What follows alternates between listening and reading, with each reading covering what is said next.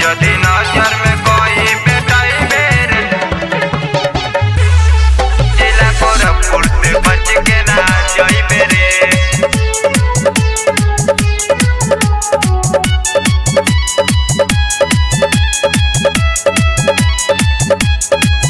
जादे यही तक के बोल जनी बोली, मारब छाती में सिक्सर के गोली, मारब छाती में सिक्सर के गोली। जादे यही तक के बोल जनी बोली, मारब छाती में सिक्सर के गोली। होई रंगदार अपना जिला के कुछ ना उखाड़ पाइबे रे। जदी नजर में कहीं बेटाई बेरे जिला गोरखपुर से बच के ना जाइबे रे। जदी नजर में कहीं बेटाई बेरे जिला गोरखपुर से बच के ना जाइबे रे। जदी नजर में कहीं बेटाई बेरे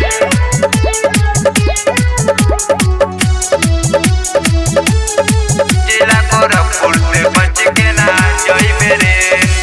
जानो तो नहीं के हमारे बारे में रे, सुन खबर छपेला आपका बारे में, खबर छपेला आपका बारे में। जानो तो नहीं के हमारे बारे में रे, सुन खबर छपेला आपका बारे में, बारे में। पर जाई मांगा रे बाबू जदी हमारा से अजुराइबे रे।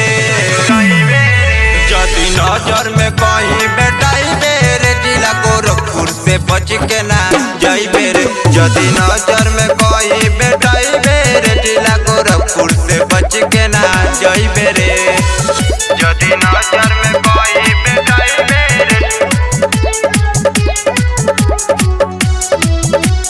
जिला गोरखपुर से बच के ना जाइबे रे।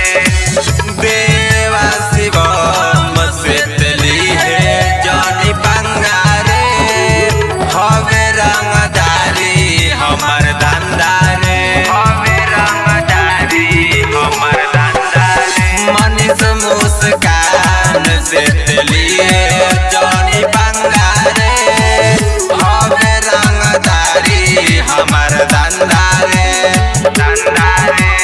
कलमी ठाकुर से न करिए शिकार न तो 5 मिनट में को जाइबे रे, को जाइबे रे। जदी नजर में कहीं बेटाई बेरे जिला गोरखपुर से बच के ना जाइबे रे। जदी नजर में कहीं बेटाई बेरे जिला गोरखपुर से बच के ना जाइबे रे।